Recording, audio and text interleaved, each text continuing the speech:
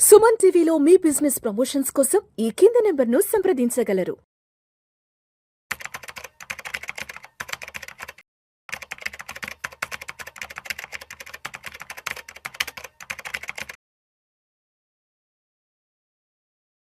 నమస్తే మాధవరెడ్డి గారు. నమస్తే అండి. మాధవరెడ్డి గారు, ఈ వీడియోలో కాస్త డీటెయిల్గా రిటైర్మెంట్ ప్లానింగ్ గురించి, అదేవిధంగా రిటైర్మెంట్ ఫండ్ గురించి కొంచెం డీటెయిల్గా మాట్లాడుకుందాం. ఎందుకంటే క్యాలిక్యులేషన్స్ కొంచెం కాంప్లికేటెడ్. 60-61 కంతా రిటైర్ అయిపోతాం కాబట్టి నెలకి ఒక 30,000 మన చేతికి రావాలన్నా, ఒక 50,000 మన చేతికి రావాలన్నా, ఒక ₹1,00,000 మన చేతికి రావాలన్నా కూడా మనం ఓ 15-20 ఏళ్ళ ముందు నుంచి ఎలా ప్లాన్ చేసుకోవాలి, ఎంత ఫండ్, ఎంత కార్పస్ ని రెడీ చేసి పెట్టుకోవాలి అంటారు. ఎండ్ ఆఫ్ ది డే, ఎందుకంటే రిటైర్మెంట్ తర్వాత మనకి మంత్లీ వచ్చే ఇన్కమ్ ఏదైతే ఉంటుందో అది almost half of the salary మనకి వస్తుంది. ఇప్పుడు ₹1,00,000 శాలరీ ఉంటుంది రిటైర్మెంట్ అప్పటికి. మనకి పెన్షన్ అమౌంట్ ఎంతో 30,000-40,000 ఎంతో వస్తుంది. ఈ 2004 తర్వాత ఎవరికి పెన్షన్స్ కూడా లేవు కదా. సో ఇప్పుడు జాబ్ చేస్తున్నప్పుడు ఉన్న లైఫ్ స్టైల్ మళ్ళీ రిటైర్మెంట్ తర్వాత మరి అటువంటి లైఫ్ స్టైల్ని కొనసాగించుకోవాలి అండ్ పిల్లల మీద ఎవరి మీద డిపెండ్ కాకూడదు అనుకున్నప్పుడు డెఫినెట్గా పేరెంట్స్ అనేవాళ్ళు ఎలా ప్లాన్ చేసుకోవాలి వాళ్ళ రిటైర్మెంట్ని? అవునండి, ఇక్కడ మనం 2 స్టాటిస్టిక్స్తో స్టార్ట్ చేయొచ్చండి.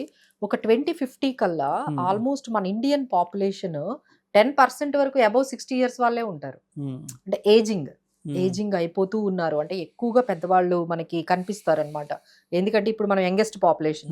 ఇక్కడ 2050కి వెళ్తే ఆల్మోస్ట్ పాపులేషన్ లో మనం కూడా ముసలి అయిపోతాం కదా, ఇంకో 10-20% మీకు వాళ్ళే కనిపిస్తారు. సో ఇది చాలా ఇంపార్టెంట్ అండి. అలానే మన దగ్గర 70-80% దగ్గర ఇప్పుడు మీరు ఏదైతే చెప్పారో ఆ ప్లానింగ్ లేదు. 70-80% Indians don't have retirement planning at all. ఎందుకంటే మన ఇండియన్స్ ఎక్కువగా ఆలోచించేది ఏంటి, ఇల్లు కట్టేసుకోవాలి, పిల్లల్ని బాగా చదివించాలి, ఇక్కడతోనే అయిపోతుందండి. అసలు వాళ్ళ కోసం అంటూ ఒక రిటైర్మెంట్ ప్లానింగ్ కోసం బాగా చేసుకున్న వాళ్ళని మనం చూస్తే 10% ఉంటారండి అంతే. అంటే హ్యాపీ రిటైర్మెంట్ లైఫ్ ని లీడ్ చేసే వాళ్ళు 10% ఉంటారు. మిగతా వాళ్ళందరూ కూడా ఈ రిటైర్మెంట్ ప్లానింగ్ లేక చాలా ఇబ్బంది పడుతూ ఉంటారు. ఐదర్ హెల్త్ ఇష్యూస్ తో కానీ, రెగ్యులర్ ఖర్చులు మీరు అన్నట్టుగా అప్పుడు ఇన్కమ్ ఉండదు. సో ఆ ఇన్కమ్ లేక పిల్లలు మీద ఆధారపడలేక చాలా ఇబ్బంది పడుతూ ఉన్నారండి. సో వాళ్ళకి ఏంటంటే ఇప్పటి నుంచే మనం కొంచెం గైడెన్స్ ఇస్తే, ఒక కార్పస్, ఒక టార్గెట్ అనేది మీరు మైండ్ లో పెట్టుకున్నట్లయితే మీకు చాలా క్లారిటీ వస్తుందండి. సో దీన్నే మనం రూల్ 4% అని కూడా అంటాం. దీనికి ఇంకొక పేరు ఉంది, but I will make it very simple గా చెప్పేస్తాను. సో మీకు 30,000 కావాలి నెలకి. ఓకే, దానికి మీ దగ్గర ఒక 90 లక్షలు ఉండాలండి. అబ్బో, దగ్గర దగ్గర ₹1,00,00,000 మీ దగ్గర కానీ ఉన్నట్లయితే ఇక మీరు వెనక్కి తిరిగి చూసుకోవక్కర్లేదు. మీకు ఆ 30,000 ఉండడంతో పాటు ఎవ్రీ ఇయర్ కూడా కొంచెం కొంచెం మీరు ఇన్ఫ్లేషన్ పెరుగుతూ ఉంటే ఆ అమౌంట్ కూడా పెరుగుతూ ఉంటుంది. ఇక ఈ 4% అంటే ఏంటంటే, ఈ 90 లక్షల మీద 4% అంటే మన సంవత్సరానికి 3,60,000 మాత్రమే తీసుకుంటున్నాం. అంటే 30,000 కదా, 3,60,000 అంటే 4% తీసుకుంటున్నాం. మిగతాది ఏదైతే మినిమం 6 అంటే మనం ఏదైనా ఒక 10% రిటర్న్స్ తెచ్చుకోగలిగితే ఆ 6% ఏదైతే ఉందో అది కార్పస్ ని ఇంకా పెంచుతూ ఉంటుంది. అంటే మీరు డబ్బులు తీసుకుంటూ ఉన్నా ఈ ₹1,00,00,000 తగ్గదు పక్కగా పెడితే అది ఇంకా పెరుగుతూ ఉంటుంది. దాన్నే మనం 4% రూల్ అనేది అంటామండి. సో ఇది కంఫర్టబుల్ గా మనకి వర్కౌట్ అవుతుంది. సో నెక్స్ట్ కేటగిరీ, మాకు 50,000 కావాలి. 50,000 కావాలి అనే వాళ్ళందరూ కూడా 1,50,00,000 కావాలండి. 1,50,00,000 కానీ మీరు కానీ సంపాదించుకున్నట్లయితే మీకు అక్కడి నుంచి మనకి 50,000 అంటే సంవత్సరానికి 6 లక్షలు తీసుకోగా, ఎందుకంటే 4% మాత్రమే మనం తీసుకుంటున్నాం. మిగతాదంతా కూడా ఏదైతే ఎక్స్ట్రా వచ్చిందో అది మనం SWP అంటాం కదండి, సిస్టమాటిక్ విత్డ్రాల్ ప్లాన్ అంటాము. సో మీరు SWP గాని ఆప్ట్ చేసుకున్నట్లయితే మినిమం డెట్ ఇన్స్ట్రుమెంట్లో కూడా, బాండ్స్లో కూడా ఈ రోజుల్లో 10% అనేది పెద్ద విషయం కాదండి. రిస్క్ లేకుండా మీరు ఈజీగా 10% తెచ్చుకునేవి ఫిక్స్డ్ ఇన్స్ట్రుమెంట్స్, అసలు మనకి రిస్క్ లేనివి చాలా ఉన్నాయి 10%. అంటే నేను 4% తీస్తున్నాను అంటే మిగతా 6% ఉంది కదా, అది మీ కార్పస్ ని పెంచుతూ ఉంటుంది. సో దాని ద్వారా ఏమవుతుందంటే మీకు ఫ్యూచర్ లో ఎలాగో 50,000 అనేవి లైఫ్ లాంగ్ సరిపోవు కదండి. 50,000 అనేవి మేబీ ఒక 2 years కి సరిపోతాయి. తర్వాత మళ్ళీ ఇన్ఫ్లేషన్ పెరుగుతుంది.